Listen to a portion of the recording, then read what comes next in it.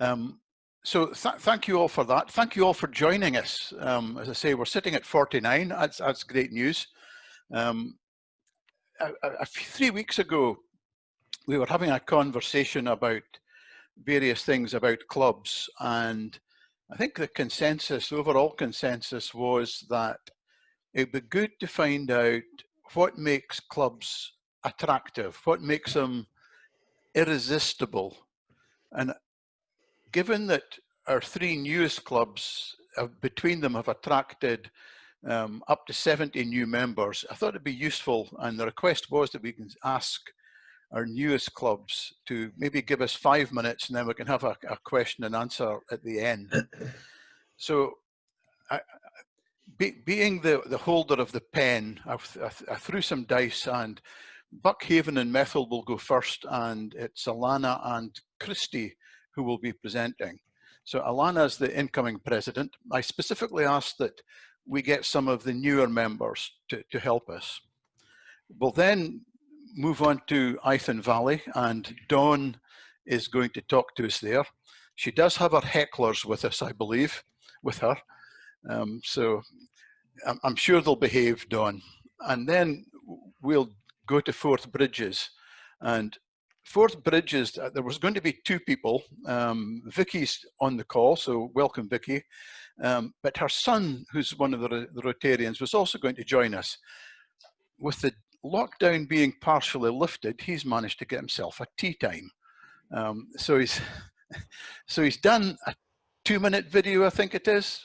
So we'll play that, and then Vicky will follow on from that. I suggest that perhaps we can just hear all 3. I asked them to be somewhere around 5 minutes or so. So we'll look for, I'm looking forward to that. There is one interloper on the call tonight, and that's Alistair McIntosh from Lanark. Welcome, Alistair. Alistair's the membership chair for District 1020, which is Scotland South, I believe it is. So welcome that. I don't know if he's a spy just to see how this is done, but I know the other 2 Scottish districts are also running similar forums. So let's see how this goes. So really I'm going to pass over to Alana and Christy. The floor is yours for your little talk. Thank you. Can everyone hear us all right? Yes, we can. Yeah, perfect. Hi everybody. If you don't already know who we are, my name is Alana Brown. I'm 25 and I'm the incoming president of the Rotary Club in Buckhaven and Methil. This is Christy. She's 27 and she's my incoming senior vice president, and we just want to tell you about how membership works for us and what makes us attractive to younger members. So our belief is we have to collectively break down the obvious barriers to membership, and finances is definitely the major one. We had a meeting this week with another Rotarian who said they had knew someone who had all the attributes of someone we were looking for as a future Rotarian, but she couldn't afford to join due to limited income. We say to that, make it affordable. Change your meetings and get that person in, because we need to be the change that you want to see in Rotary. Nobody should be left on the sidelines at all. And if you see someone who has potential because the Rotary ethos is in their heart, then take away the barriers and that'll be the future of the club. Rotary is definitely for everybody. I'm going to pass you over to Christy, who's going to tell you a little bit. Okay, so let me ask you a question. I'd like you to think about how your club would react to this scenario.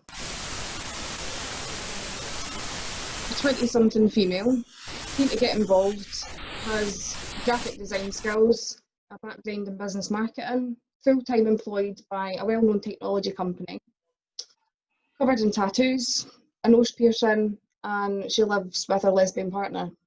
What traditional club welcomes this person? The answer is I am that person, and I found that in a new club. And as a result, on the 1st of July, I take over as Senior Vice President because I find a club open to diversity and a club willing to take the chance and give me the opportunity to learn and to build confidence to become a Rotary leader. So our club is adaptable. We move with the times, we're open to change where it's needed, and our focus is always our community and what's needed in the area. It's active, it's hands-on, and it definitely works. People approach us because they see the things we do in the community. There's no need for someone to propose another person for membership, they can propose themselves. Our membership is open from 18, but we also encourage prospective members under 18 to come along and get involved and get to know us if that's what they want to do. As a result, we inducted an 18-year-old on his 18th birthday and already have his younger sister counting down the days until she can officially join us. We choose to make the club affordable to everyone. It's a small fee paid either monthly, plus a raffle, which is optional. There's no outlay for meals, no formal dress code, and everyone gets their say. Our club is a democracy, and we believe that everyone has a right to their say. Rotary is for everyone, anyone who wants to do good. So we believe that any barriers to that should be taken away. Your membership will thank you for it, because ours certainly has. Thank you. Is that you finished? Yeah. Excellent. What I'm going to do, I'm going to let the others have their piece, and then we'll come back to you, and we'll come back for any questions. Okay. So next up is going to be Dawn from the Ythan Valley Club. Well, thank you, Ken, for the opportunity to share my experiences today of both Rotary as a whole and Ythan Valley Rotary Club in particular. So my only experience of Rotary previously was having been the speaker at a club some years ago. It has to be said I was given a lovely and warm welcome and dinner that evening. I spoke about welfare reform and my figures on state pension being the largest expenditure of social security benefits provoked some lively debate and the odd heckle. However, I did survive the experience.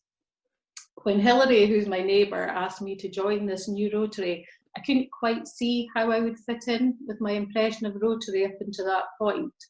I also couldn't see how I would have time week in, week out with my existing commitments. I have family, work full time, sit on the children's panel, have 2 dogs, a horse and an active social life. However, I was encouraged by the vision for the club and that whatever time I could give was enough and gratefully received.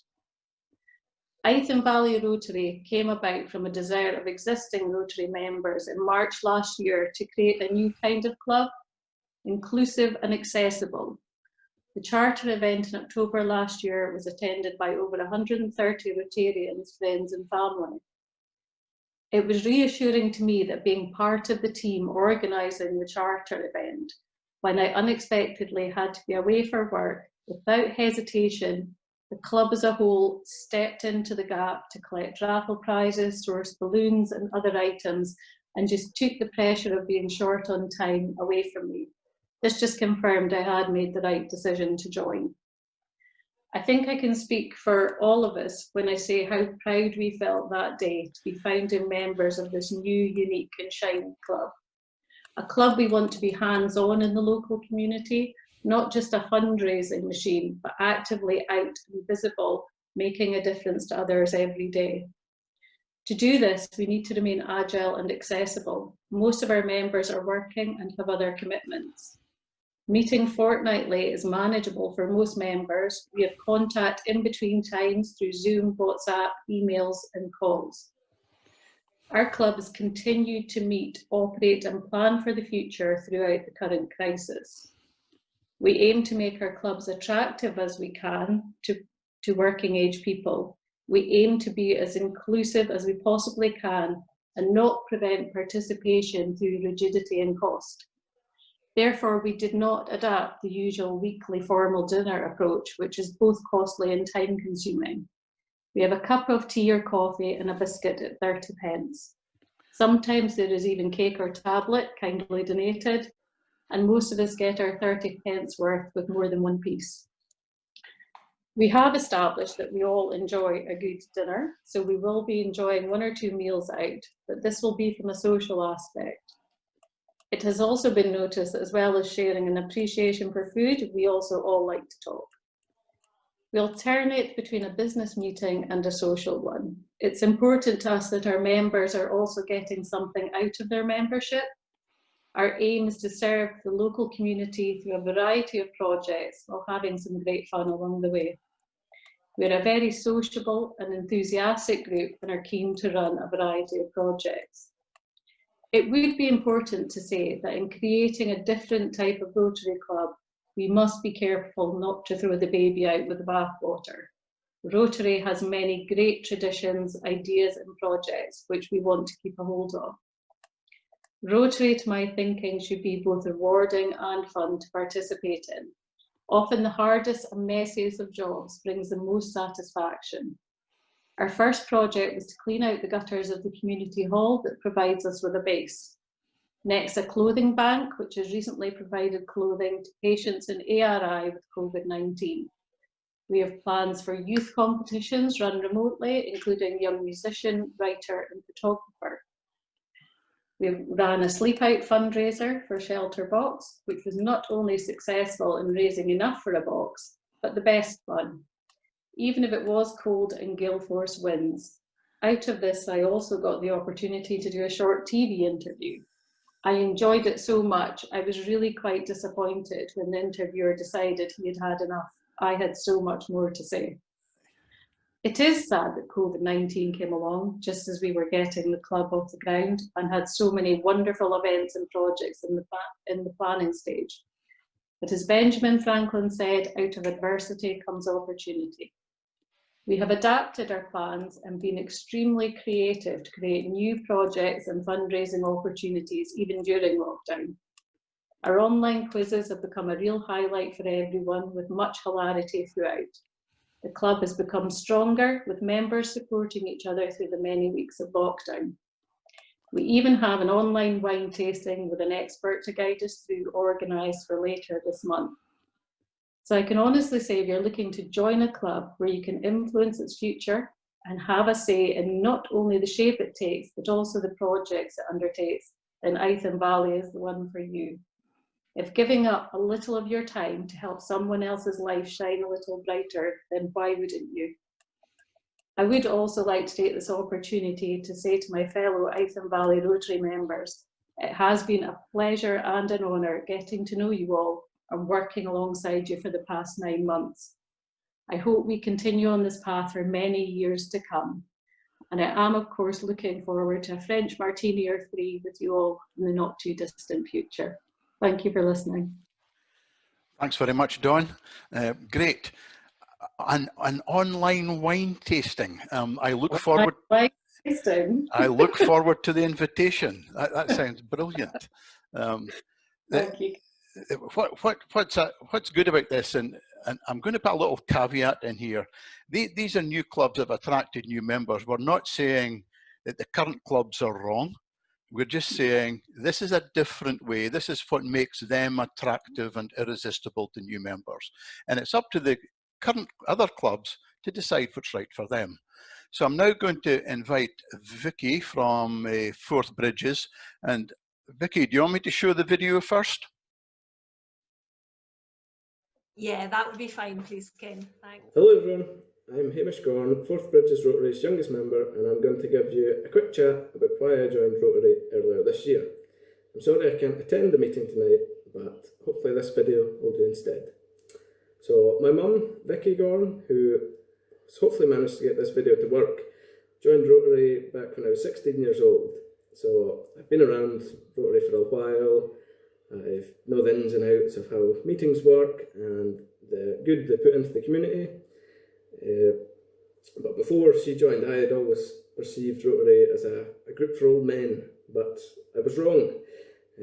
I soon realised that Rotary was about helping others, whether it be people in your local area or people on the other side of the world. And last time I checked, there was no minimum age for helping people. I only wish I joined a Rotary club earlier than this year, but I was always scared that I'd stick out like a sore thumb. That's until I learned about Forth Bridges Rotary Club, this one here.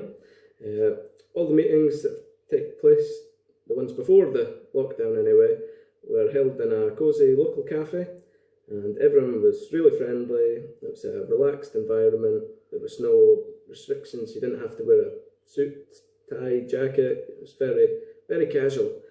I'm pretty sure someone could even turn up in their pyjamas to a meeting and no one would make a fuss about it. So for new members, it should only take a handful of younger members to join Rotary to create that snowball effect that we need, that would allow more young people to follow suit and realise how much of an impact they can make on the lives of others.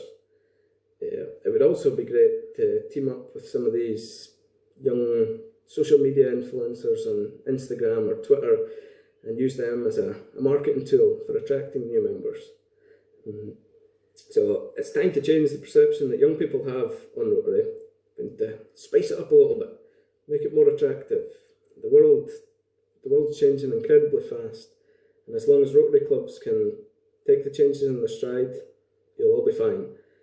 I mean, look how many Rotarians are on this screen right now. It's amazing what can happen when you adapt a little. Thank you for your time. Enjoy your night. No worries. Basically, we had our youngest member had done a little video explaining why he joined Rotary. He's 22-year-old. And he has heard about Rotary, but very much in his view, Rotary was a club for old men, sitting down and eating meals. And that's the honest truth. He changed his view a little bit when he studied over in America for 4 years and kind of got to see Rotary in a different light over there, that it wasn't just a money box shaking exercise that there's nothing wrong with, but that they can be more hands-on. He also brought up an interesting idea regarding social media and using influencers through Instagram, that perhaps that would be a way to get young people involved a wee bit more. So it's something to think about there.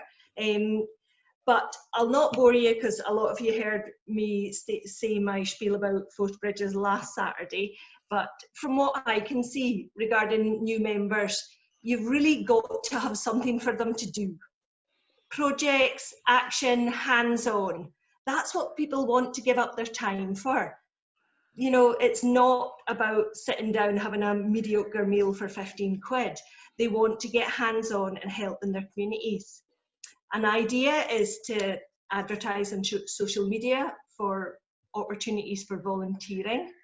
People are really short on time nowadays, but they do want to help in their communities. So give them something good to do.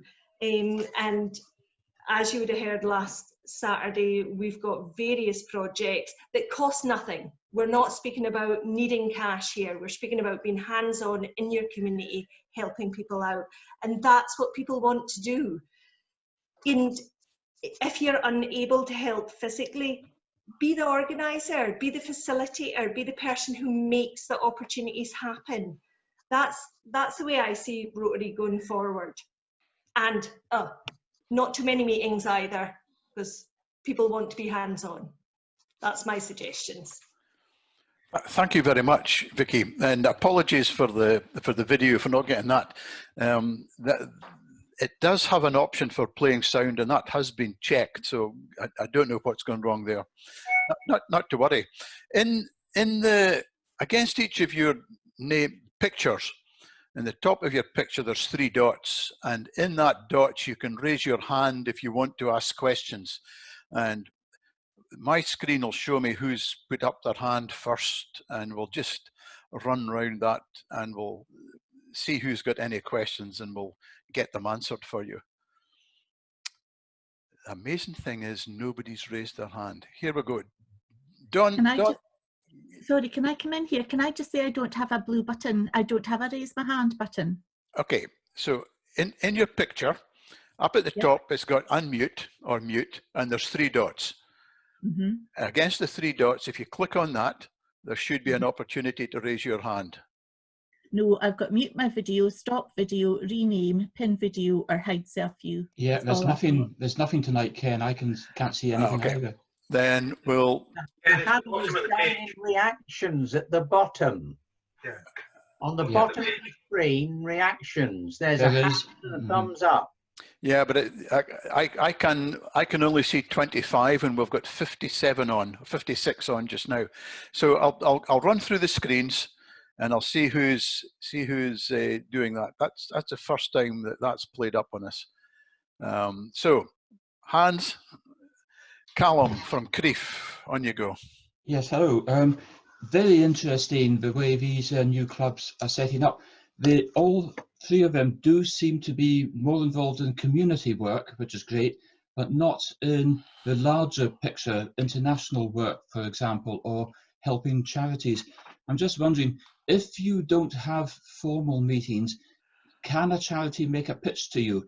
And if so, how would they do that? Here in Creef, we do have a dinner every week, and every 2 or 3 meetings we have a charity sometimes come to us and come to ask us for help. From the new clubs, do you do that, or are you strictly community only operations? So who would like to answer that? Dawn, on you go. Okay, so we do have formal meetings. It would be once a month. So we have a meeting every 2 weeks, one's social, one's a business meeting. So we do give to charities, they're free to approach us. They have done already.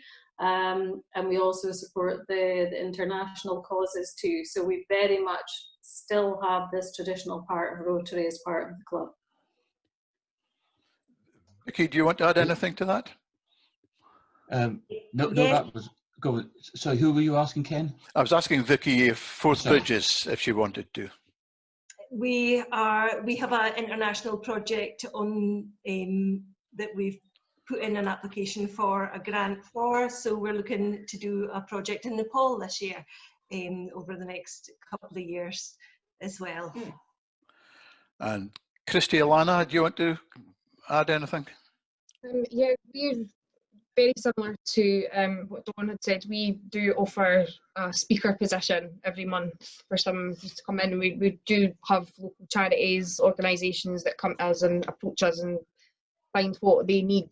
But we do also have an international project and our own polio project, and we are very much still in touch with a larger Okay. part. Okay, thanks very much. Alistair McIntosh had his hand up, I saw. Alistair. And just a little bit of guidance there on that, the hands up thing. If you take your cursor down to participants and click onto that, you'll see all the names, and at the bottom right hand side it says raise hand. Thank you. And a follow-up question, please, to all the presenters. If you had the great joy of some sponsor, and I don't mean a Rotary sponsor, but somebody with cash money that said, I want you to do a project, but can we have it named after our company since we are providing the money? Would that be possible? Who would like to answer that? Vicky's putting her hand out to see. No, she's panicking. I would take that to our council. Yeah, sorry, say that again? I would take that to our council, and it would be a council decision. Yeah. I can't answer that. Dawn? Yes, I agree. I think it would be something that would go to the club as a whole. But however, I can't see that we would be turning down funding that we could do immense good with for the sake of sticking a company name behind it. Okay, thank you. But that would be cutting off our nose to spite our face, I think. I think Forth Bridges would say the same, would they? Sorry, Buckhaven and Methil. Yeah, I mean, I think it would definitely be something that we would certainly look at. I mean, I think it would depend on the company, depending on what they wanted us to do. But I think we have to have an element of Rotary in there as well. Yeah, so I'm talking about an equitable project that's calculated out and physically passed by everybody. I'm not looking for something backhanded or something sly. No, of course. Yeah, I think we can't rule anything out. I think if we're put in that position, we would need to we need to take it to the club, take it to the council and discuss it and find what's best for our club at the end of the day and what's best for that project. Okay, thank you. So Alistair, if you just send your cheque for £50,000 to me, I'll deal with it. I'll take it. Don McLeod. Okay, thank you all very much. That was really good presentations. I'm from North Fife, and we're absolutely keen to progress the idea of a satellite club. Basically looking at a much younger membership, diversity, and so on. Basically to break through the problem that Rotary have with recruitment. And we're actually keen that whoever we get to populate the satellite club set the rules as much as they can themselves within the Rotary guidelines as such. So I'm actually hoping to have other discussions, particularly with the local clubs like Forth Bridges and Buckhaven and Methil. And we will be getting in touch with you. But I wonder whether any of you had any help on how we actually contact our prospective membership, given that, as you've all pointed out, most of us are in the kind of 60+ age group. We don't tend to run around with 20, 30-year-olds. But that's the kind of age group that we're looking to recruit. So Dawn, go for it. Social media, without a doubt. Facebook, Instagram, that's what you need to be utilising to attract younger people. You do need to make it attractive. People want to be going out and doing things. They want it to be project-led. They want to be out in the community. If you can spark people's interest through Facebook, get a bit of sharing, that's really how to get people involved. Okay. I'm going to move this one up to Gary and Eleanor. They have their hand up to contribute in this one. Right, thank you. Thank you. Actually, well, first to put the hand up, Ken, was really around the issue of sponsorship. There's lots of times over the years where we've actually had external sponsorship, and it's just a matter of making sure we don't contravene any of the Rotary guidelines. So yeah. I think it's an easy enough answer, Alistair. Moving on to the other element, Dawn is absolutely right. The social media is a big draw. But on the side of that, one of the things that Hilary and Elna did was run open meetings. So open meetings can be effective. Probably didn't take the same numbers in as social media, but they can be run as a parallel activity in terms of attracting people. Thanks very much for that. Can I add something to that? I was there when they were doing these open meetings, and one of the things they asked the people that came along was, what do you want to be done in your community? So when they started, they actually had a project list from memories about 50 items long that they had to prioritize. So again, there's one thing you can add in. Andre. Thank you. I suspect that, well, first of all, I agree with everything that was said about new clubs and the inclusivity and being hands-on and everything like this. I think the problem that we have is that a lot of our clubs have older members who like it the way it is. And I suspect the only real solution is actually to form new clubs and let the old clubs die on the vine. And I think with old clubs, I think it's a process of managing an elegant decline, and then trying to get new clubs going, which are hands-on and do these things. I've been involved in 2 clubs in my Rotary career, and they've both been extremely formal and, dare I say it, extremely old-fashioned. Yep. So I think the only real solution is new clubs. They have it easy. Modernising an old club is very, very hard. I've tried and failed. Vicky. Can I just add to that, Andrew? That's a very valid point. And would there not be a couple, 2 or 3 people from your current club that you could take and be the people who make the new clubs happen and have the experience behind them? The answer to that is yes, but that's a little bit being two-faced, shall we say, because it's not really good for the existing club. Yeah, I think there is a problem. I think the only real solution is actually new clubs. We start off with a clean slate. I think with a club, even one which has been established for not that many years, but you still have some historical baggage that comes with it, and it's very difficult to break free of that. It's such a shame that people can't see to look to the Yeah. future. Absolutely. Well, they like it like that, you know, and who are we to say that, you know, they're wrong? You know, they like sitting down with their pals and having a meal once a week and things like this.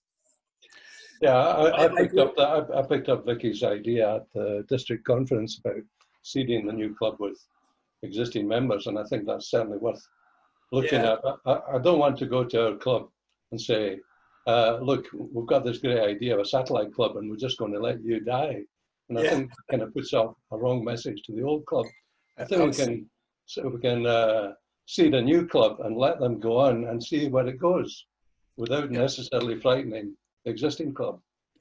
Absolutely. These are clubs who Rotarians have given so much service over the years that don't ignore them. Find a way of nicely letting them sail into the sunset, possibly. Ken Kirkwood.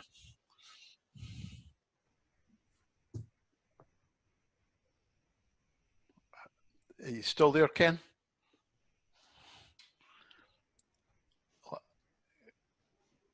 You hearing me now? I can hear you now. Okay. I'm the outgoing president of the Buckhaven and Kinghorn Club, which is a club that's been going towards 40 years and has an average age of 74. I accept that setting up a new club is probably an easier solution, but I'm really not prepared to abandon the corpse. I believe that these established Rotarians have something to offer still. Indeed, we have Rotarians that are really quite old who are still quite active and still want to participate. It's a difficult job to modernise a club, but I think the best way forward for many Rotary clubs is to be what I would call a hybrid club. That is a club which takes the best from the new way and the best of the old way, which involves loosening it up, taking away some of the formalities in the meetings, perhaps taking the weekly meeting into once a fortnight, thereby halving the cost, and perhaps not always having a meal. So I think that that is the way I've been trying to go forward. We've had the conversation now since my presidency for 11 months, and we have made some tentative steps towards reform, but Roger will have to take these further. But I'm quite confident we can get there and not let the old club die in the vine, which I think would be a great pity. And I agree with that. I'm going to ask Kath at Forth Bridges to come in. Thanks, Ken. I'll be controversial and say that my firm view now is the only way forward is with new clubs. That is not to say that the current clubs who meet together and do terrific work are in any way not appropriate. But I think Vicky and others have made it quite clear that people nowadays want to just get on and volunteer. And I think, you know, I've said this before in these meetings, but the fact that, 10 weeks ago when both the UK government and the Scottish government asked for volunteers, people literally queued up to volunteer. But they didn't volunteer to go to meetings, and they didn't want to go to meetings to talk about meetings. They wanted to go and do it. So I don't think hybrid clubs work. If someone could now show me an example, I'd be delighted, but I don't think anybody can. Well, I hope Buckhaven and Kinghorn will do that for you shortly. I'll sit there, Ken, and watch. And if I was a betting woman, I would say, no, it won't happen. And I suggest to Kath that she has a look at the Burnt Island and Kinghorn newsletter, which I downloaded today. And it shows that is a very good hybrid club. Ken Kirkwood knows because I emailed him earlier about the nonsense being spoken last week from one of his club members.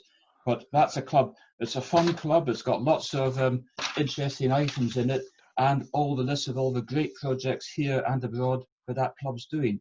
And I take my hat off to Ken and his fellow club members. But I think you need to listen to what I'm saying. I'm not saying that it's a bad club or any other club is bad. I'm saying they're fine clubs. What I'm saying is they're not terribly attractive to younger people.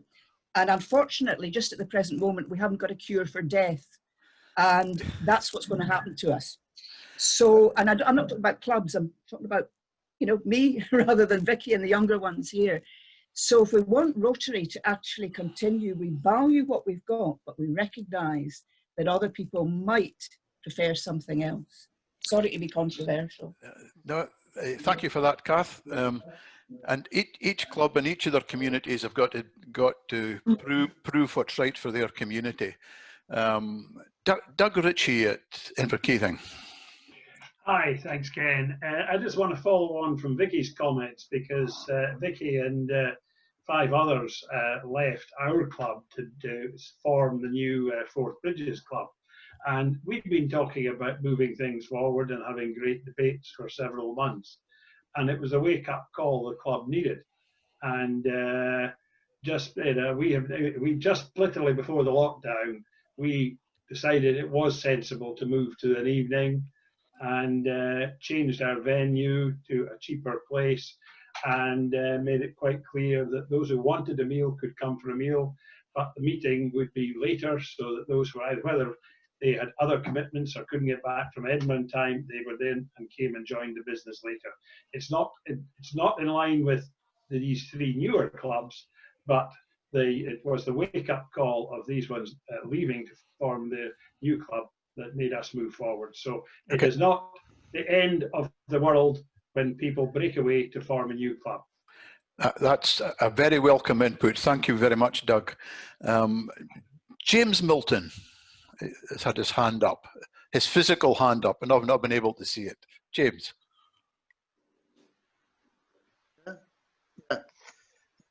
Yeah, I'm James Milton. I'm the current president of Inverness Garden Club. On the membership theme, we have been very proactive trying to gain members since the 1st of July 2019. And I've got to compliment our membership committee for their efforts. Now, in saying that, we have spent endless hours trying to speak face-to-face to people. We've actually had what we would consider good posters put in public places to no avail. Now, this problem with membership has gone on for 10 years at least. Now, I have got to congratulate my membership committee, but we have not been able to gain a new member this Rotary year.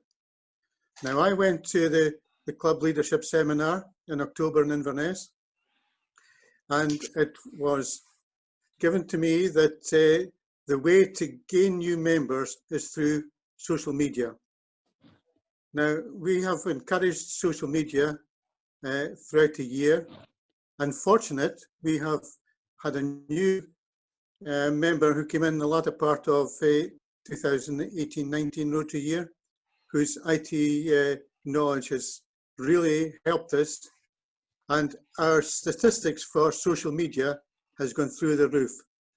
We've had 5,000 hits on some occasions, but at the end of the day, it's not generating any new members. Now, I don't think for any reason that we have done anything wrong this Rotary year to try and get new members in. Where have we gone wrong? A couple of things. I don't know who would like to offer a view on that. Vicky, go on. I can see you diving in there. Can I ask, James, what kind of posts are you putting up? Are you regurgitating old media posts from other people, or are you putting what you're actually doing in the community to make it attractive? Yes, we created our own poster. We included pictures of activities that we have been involved in over the last 18 months or so. And we gave a description of what we perceived Rotary to be. And we are a very proactive club. And if you go onto our Rotary Central page or whatever, you'll see that the number of activities we have done in a year conveys to maybe one every 2 weeks. Now, that's an incredible number of activities for a Rotary Club to undertake. And so I'm going to make an advert here. In the latest lockdown news, I think there was an announcement on the social media hub. I'm looking at Christy for a nod. And there'll be a thing on social media hub where you can get a lot of information. I'm also going to put an advert out, have a word with Arbroath. They did something similar and were very successful. So perhaps a word with Arbroath. And Dawn was wanting to come in. Right, thanks, Ken. I was just thinking of something on that subject. If you've got so many likes on your page, could you not just put it out there and ask people what it is that would attract them to joining the Rotary? Just ask the question. Good suggestion. Sonia.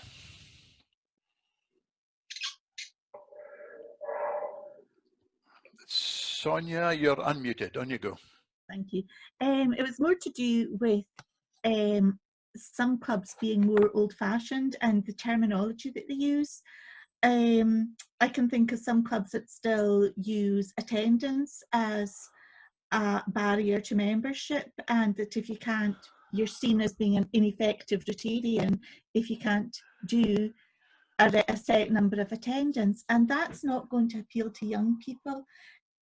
If it's costing them money to join every month, but they're told they're ineffective because they can't attend so many meetings a month, it's really not being friendly, it's really not being inclusive and making it attractive to people. And why would you? You've got to change how you're doing it. I mean, I know people that have changed clubs and gone to because of membership, but if that's what's happening, it's really quite difficult to encourage a club if that's the only club in the area. Kath from Forth Bridges. You're muted, Kath. Sorry. Sonia, I would just say in general that not only is it unfriendly to measure attendance in the way that you're describing some clubs do, it's actually non-constitutional. Because if you want to be correct, the attendance in any club can be varied to the extent it can be varied to attending nothing, though that would be pretty pointless. But the attendance, as it sits in the Constitution before anybody amends it, is half the meetings, or 50% of the meetings in any half year, or 12 hours service in any half year, or a mixture of two. And that's not terribly difficult to achieve, because I'm sure many people are doing that. And if your service is achieved through sorting clothes in my garage, then good on you. That's the way that it's achieved. You're socializing, you're speaking to people.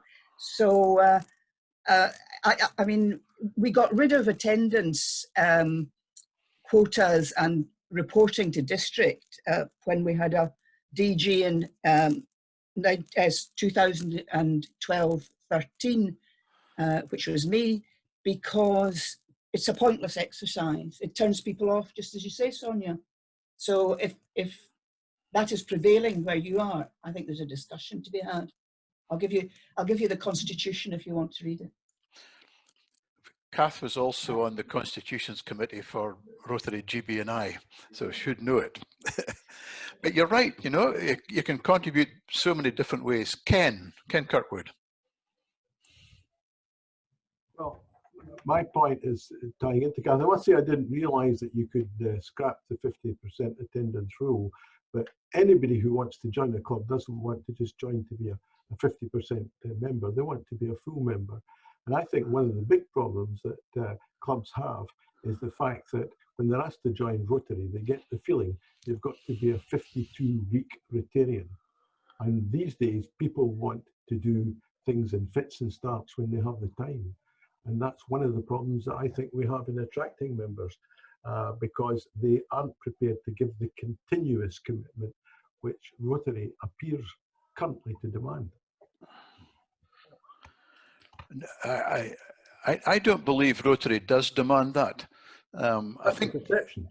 That's absolutely, it's the perception. And that's the whole thing. And as part of this discussion that says, how do we make our clubs attractive? How do we make them irresistible to new members, for people joining us? And part of the reason for promoting the discussion is quite simple. 40 of our clubs have not attracted a new member this year. 40 out of 90 clubs have not attracted a new member this year. Currently, we can recruit members. We've recruited over 180 new members in this Rotary year, but we're only up 60 in total. So we've actually lost 120 of our new members in number terms, in statistical terms. So, and that's why we asked for the discussion, or why the discussion was asked for, is what makes clubs irresistible for new people coming in? And how do we keep people once they're in? Because half the people leave within 2 years. So how do we make sure they stay? What makes the clubs irresistible so they can stay? Who's next for a question? There's no hands up. Roy. We just got our first new member for 6 years, so we're all going mad celebrating that. We were just about to start before lockdown. I don't know what we were going to call it, a friend of Rotary. There was quite a few people, including a couple of former members, who again said they can't commit to the regular weekly meeting, but when we do projects, they'll be quite happy to help. So we were just about to set up a list of emails, so if it helped with Cooper Children's Gala, as well as asking our own members to help, we would also ask if they could help and things like that. So it was an idea that we were going to say, right, get people involved. They eventually get more spare time, they might come back in as members. Yeah, absolutely. Going when the lockdown is over. Get them. We've had several members inducted during this lockdown. There was 2 last Tuesday at Ythan. I believe Elgin's inducting somebody, I think it's next week, and they're all done online. Before I bring in the next person, I'd really be interested to hear what you would want to be included in the topics, perhaps for next week and the week after. Put that in the chat box, and we'll create that discussion for the people coming in. Gary and Eleanor, their hand up. Yes, Ken, it was actually a question that goes back to about the first 5 minutes of this particular session. I think it was Vicky who was speaking about a member who couldn't afford Rotary. And I was just wondering how that was solved, because we are actually in a similar situation, and somebody who would be a super member, but due to which detail I'm not going to go through, could not afford the relative small amount that we pay a month. And I was wondering how that was solved. It was Christy and Alana did that. So Christy, my apologies, sorry. To answer your question, Gary, I don't know how it was solved. It was another Rotarian in another club that had said that somebody had approached them for membership but couldn't afford it. So it wasn't actually us that were in that situation. I'm actually conscious that Buckhaven and Methil formally don't collect fees. Is that right? But they do it through raffles and other things so that help people who can. Yeah, so we, at the moment, we are having, well, not right this second, but when we were having meetings previously, we had a meal night once a month. So the first Tuesday of the month would be a meal night, but it would be a potluck supper. So everyone would bring something along, it'd be a bit of a buffet, and everybody would pay £3. On top of that, we have a weekly raffle, which you can choose to participate in, you can choose not to, and that covers the subs, the hall rent, and teas and coffees. Okay. Excellent. Thank you. Does that answer your question? Superb. I'm conscious of time. It's coming up 7:25. We said we wouldn't run more than 1 hour. So what I'm going to do is, for those that have not yet put their name and club in the chat box, for those that come in later, if you could do that, that would be great. I'm just having a quick look.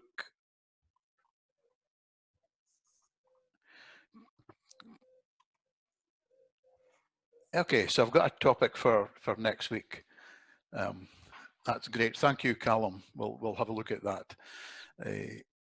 I really like to thank the people that stepped up, and it just shows you how we work with our new people, and they're prepared to stand up and talk. So to Christy and Alana, thank you very much indeed, and good luck in your presidency. To Dawn, thank you very much indeed, and I believe you've stepped up to be president in a couple of years' time. Is that right? I certainly have, and you're most welcome. Good. And to Vicky and the absconding Hamish, thank you very much. And I'm sure you'll all join me in thanking them. Chris McGuinness has got a question. Chris.